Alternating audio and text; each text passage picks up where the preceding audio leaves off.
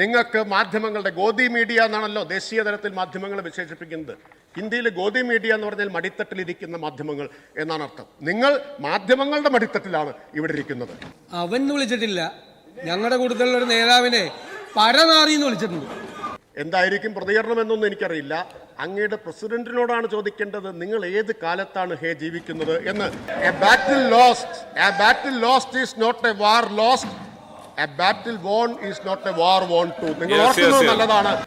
Sir, ബഹുമാന്യമായിട്ടുള്ള ശ്രീമതി കെ കെ രമ ഇവിടെ പറഞ്ഞു മയക്കുമരുന്നിന്റെ ആപത്തിനെ കുറിച്ച്, മറ്റൊരുപാട് പേര് പറഞ്ഞു, ഞാൻ അംഗീകരിക്കുന്നു. പക്ഷെ ആരെയും പിടിക്കുന്നില്ല എന്നാണ് പറഞ്ഞത്. വസ്തുതാവിരുദ്ധമായിട്ടുള്ള കാര്യമാണ്. നിയമസഭയിൽ തദ്ദേശ സ്വയംഭരണ വകുപ്പ് മന്ത്രി MP രാജേഷ് സംസാരിക്കുന്നതിൻ്റെ പ്രസക്ത ഭാഗങ്ങളാണ് പ്രേക്ഷകർ കേട്ടത്. ഇന്ന് സഭയിൽ എക്സൈസിൻ്റെയും തദ്ദേശ സ്വയംഭരണ വകുപ്പിൻ്റെയും ധനാഭ്യർത്ഥന ചർച്ചകളായിരുന്നു. അതിൻ്റെ ഭാഗമായിട്ട് ഏറ്റവും അവസാനം മന്ത്രി പ്രസംഗിക്കുന്നതിൻ്റെ ഭാഗമായിട്ടുള്ള കുറച്ച് കാര്യങ്ങളാണ് പ്രേക്ഷകർ കേട്ടത്. രാഷ്ട്രീയവും മാധ്യമങ്ങളും പിന്നെ ലോക്സഭ ഇലക്ഷൻ ഫലവും പിന്നെ പ്രതിപക്ഷത്തിൻ്റെ ഇപ്പോഴത്തെ നിലപാടും KPCC അധ്യക്ഷൻ K സുധാകരൻ്റെ വാക്ചാതുര്യമടക്കം ഒരുപാട് കാര്യങ്ങൾ ഇതിൽ ചർച്ചയായിരുന്നു. അതിനെല്ലാത്തിനും വ്യക്തമായ മറുപടി മന്ത്രി MP രാജേഷ് നൽകുന്നുണ്ട്. KK രമ പറഞ്ഞ വസ്തുതാവിരുദ്ധമായ കാര്യത്തെയും എടുത്ത് ചൂണ്ടിക്കാട്ടി തന്നെയാണ് MP രാജേഷ് ഇന്ന് പ്രസംഗിക്കുന്നത്. നമുക്ക് അദ്ദേഹത്തിൻ്റെ വാക്കുകൾ പൂർണ്ണമായിട്ടും കേൾക്കാം. ഇവിടെ ധാരാളം രാഷ്ട്രീയമായ കാര്യങ്ങൾ വന്നു. അതൊക്കെ വേണ്ടത്രയും സഭയിൽ ചർച്ച ചെയ്തുകൊണ്ട് ഞാൻ ആ കാര്യങ്ങളിലേക്കൊന്നും ഇവിടെ പോകുന്നില്ല. പക്ഷേ ആവർത്തിച്ച് ഇവിടെ സ്ഥാപിക്കാൻ ഈ ചർച്ചയിലും ഇതിനു മുമ്പുള്ള ചർച്ചയിലൊക്കെ ശ്രമിച്ചത് ഇടതുപക്ഷമാകെ കാലഹരണപ്പെട്ടു പോയി. നിങ്ങൾ ഏത് കാലത്ത് ജീവിക്കുന്നവരാണ്? നിങ്ങൾ ഈ കാലത്തിന് യോജിച്ചവരല്ല. നിങ്ങളുടെ പ്രത്യയശാസ്ത്രം അപ്രായോഗികമാണ് എന്ന് സ്ഥാപിക്കാനാണ് ശ്രമം നടത്തിക്കൊണ്ടിരിക്കുന്നത്. സർ, ഇടതും വലതും തമ്മിൽ ഒരു വ്യത്യാസമുണ്ട്. അത് ജനങ്ങൾക്കറിയാം. വലത് ചെയ്യുന്നതല്ല ഇടതിൽ നിന്ന് പ്രതീക്ഷിക്കുന്നത്. ആ വ്യത്യാസമുണ്ട്. അപ്പം ആദ്യം അല്ല, അതെ അത് നമുക്ക് എല്ലാവർക്കും അറിയാം. അല്ല, വലതാണെന്ന് പറയുന്നത് തന്നെ നാണക്കേടാണെന്ന് ഇപ്പൊ മനസ്സിലായി അവർക്ക്. വലതാണെന്ന് പറയുന്നത് തന്നെ നാണക്കേടാണ്. നല്ല മാറ്റമാണ്, സ്വാഗതാർഹമായിട്ടുള്ള മാറ്റമാണ്. സാർ, ഞാൻ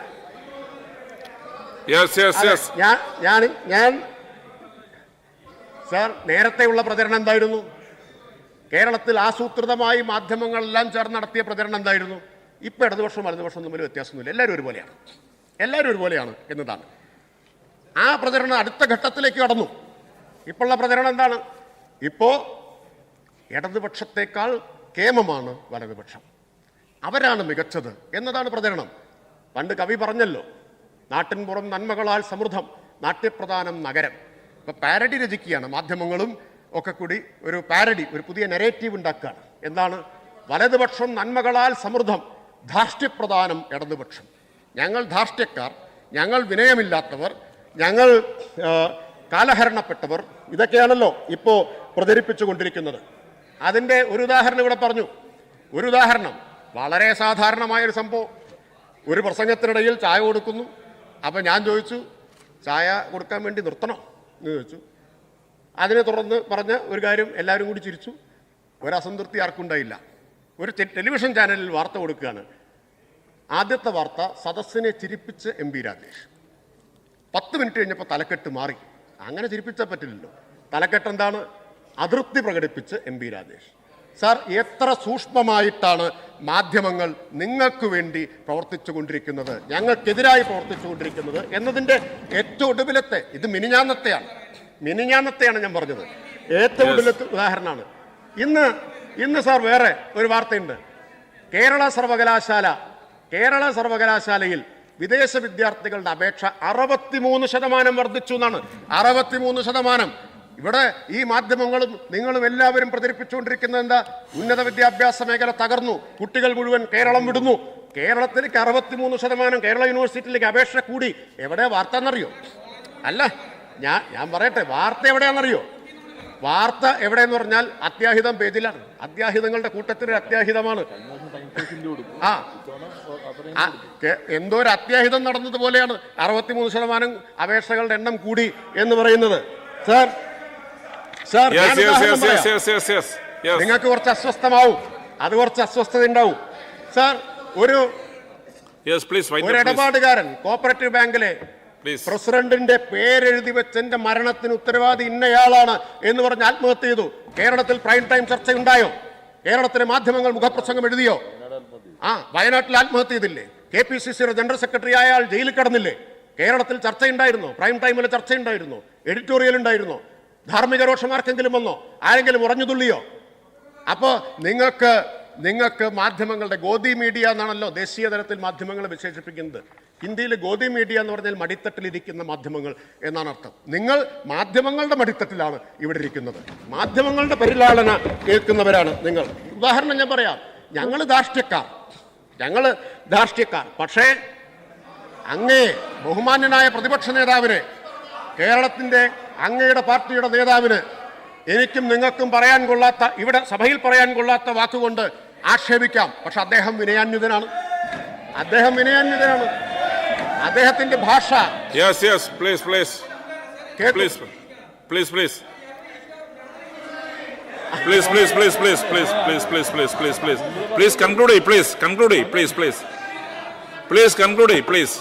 അതെന്താ സാർ?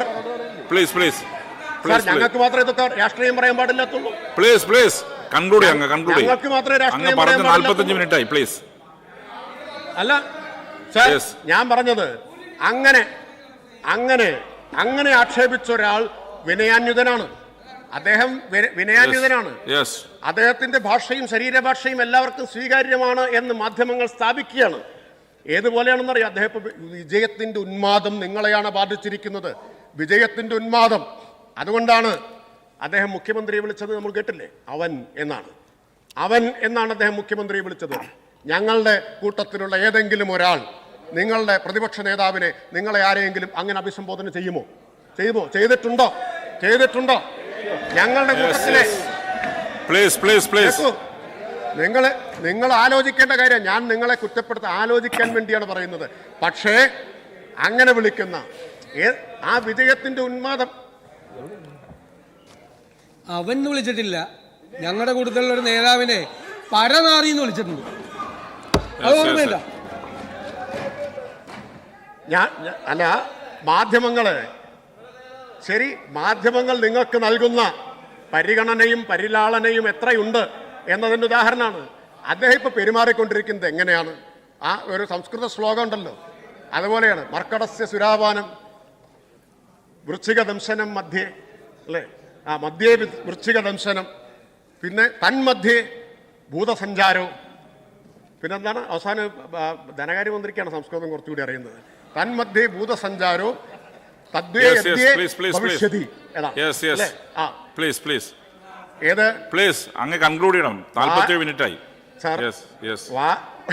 ഞാനതിന് മലയാള പരിഭാഷ നടത്തുന്നില്ല. അതുപോലെയല്ലേ പെരുമാറിക്കൊണ്ടിരിക്കുന്നത് KPCCയുടെ പ്രസിഡന്റ്. പക്ഷെ അദ്ദേഹം ആരാണ്? വിനയാന്വിതനാണ്. ഞങ്ങളെല്ലാം ധാർഷ്ട്യക്കാരാണ്. സാർ, അങ്ങ് ഈ സഭയിൽ സ്ഥിരം ചോദിക്കുന്ന ചോദ്യമാണ്. ബഹുമാനപ്പെട്ട പ്രതിപക്ഷ നേതാവ്, അങ്ങ് ഈ സഭയിൽ സ്ഥിരമായി ചോദിക്കുന്ന ചോദ്യമാണ്. അങ്ങ് പറഞ്ഞോ, സമയം പോക്കല്ല. ഏത് കാലത്താണ് ജീവിക്കുന്നത് എന്ന് അങ്ങ് ഈ സഭയിൽ ചോദിക്കാറുണ്ട്. എനിക്ക് അങ്ങയോട് അഭ്യർത്ഥന, കഴിയുമെങ്കിൽ എന്തായിരിക്കും പ്രതികരണം എന്നൊന്നും എനിക്കറിയില്ല, അങ്ങയുടെ പ്രസിഡന്റിനോടാണ് ചോദിക്കേണ്ടത്, നിങ്ങൾ ഏത് കാലത്താണ് ജീവിക്കുന്നത് എന്ന്. കാരണം കേരളത്തിന്റെ മുഖ്യമന്ത്രിയെ പതിവായിട്ട് അദ്ദേഹം വിശേഷിപ്പിക്കുന്നത് ചെത്തുകാരന്റെ മകൻ എന്നാണ്. ഏത് കാലത്തെ ചിന്തയാണ്, എത്ര അശ്ലീലമായിട്ടുള്ള ചിന്തയാണ്, എത്ര അശ്ലീലമായ ഭാഷയാണ്.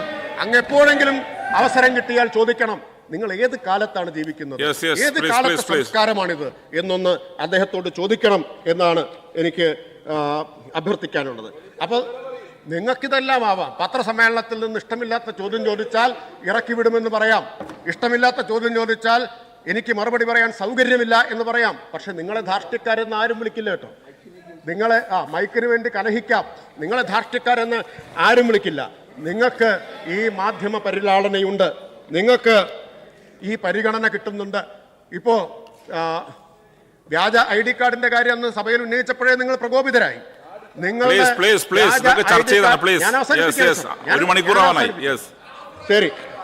ശരി, ഞാൻ സ്പീക്കർ പറഞ്ഞുകൊണ്ട് ബാക്കിയൊന്നും പറയുന്നില്ല.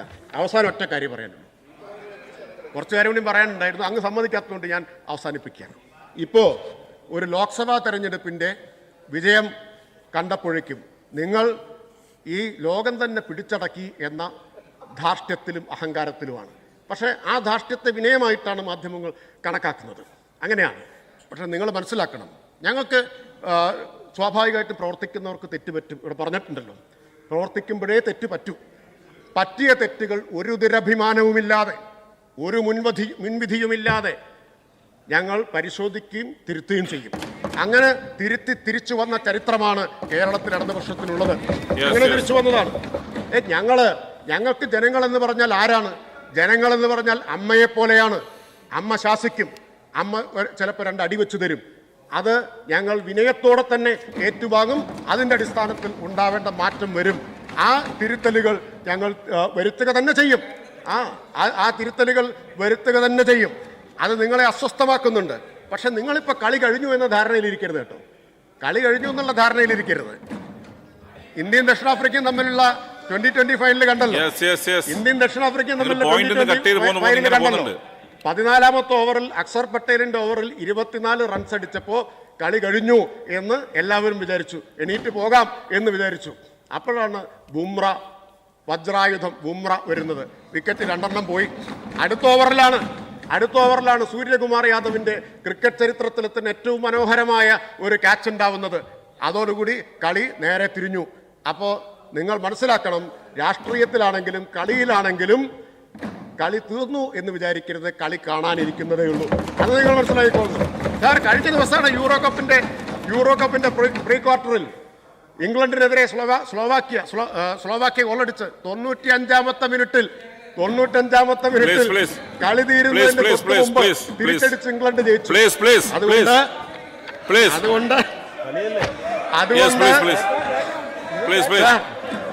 അതുകൊണ്ട് ഞാൻ കൺക്ലൂഡ് ചെയ്യുന്നു, പ്രതിപക്ഷ നേതാവിന് ഒട്ടും സഹിക്കാൻ കഴിയാതായതുകൊണ്ട് ഞാൻ അവസാനിപ്പിക്കുന്നു. A battle lost is not a war lost. A battle won is not a war won too. നിങ്ങൾ ഓർക്കുന്നത് നല്ലതാണ് എന്ന് പറഞ്ഞുകൊണ്ട് ഈ ധനാഭ്യർത്ഥന അംഗീകരിക്കണമെന്ന് അഭ്യർത്ഥിച്ചുകൊണ്ട് ഞാൻ നിർത്തുന്നു.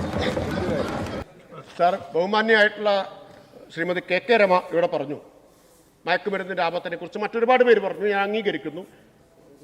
പക്ഷെ ആരെയും പിടിക്കുന്നില്ല എന്നാണ് പറഞ്ഞത്. വസ്തുതാവിരുദ്ധമായിട്ടുള്ള കാര്യമാണ്. അപ്പോൾ അങ്ങ് പ്രത്യേകമായിട്ട് ശ്രദ്ധിക്കുക. 57,430 അബ്കാരി കേസ് ഈ സർക്കാരിൻ്റെ കാലത്ത് ഉണ്ടായി. 19,466 NDPS കേസുകൾ. 19,466 NDPS കേസ്. 2,43,800 കോട്ട്പ കേസുകളുണ്ടായി. പിന്നെ ആരെയും പിടിച്ചിട്ടില്ലേ? കണക്കുണ്ടല്ലോ. അബ്കാരി കേസുകളിൽ 46,024 പേരെയും NDPS കേസുകളിൽ 19,057 പേരെയും അറസ്റ്റ് ചെയ്തിട്ടുണ്ട്. അപ്പോൾ നല്ല തോതിലുള്ള പ്രവർത്തനമാണ് എക്സൈസ് നടത്തുന്നത്. എൻഫോഴ്സ്മെന്റ് മാത്രമല്ല, വിമുക്തിയുടെ പ്രവർത്തനം. ഇന്ത്യയിൽ മറ്റെവിടെയും ഒരു എക്സൈസ് ഡിപ്പാർട്ട്മെന്റ് ഇങ്ങനെ ഒരു പ്രവർത്തനം നടത്തുന്നില്ല സർ. ഇത്ര വലിയ ലഹരി വിമുക്ത പ്രവർത്തനം എക്സൈസിന്റെ നേതൃത്വത്തിൽ മറ്റെവിടെയും നടക്കുന്നില്ല.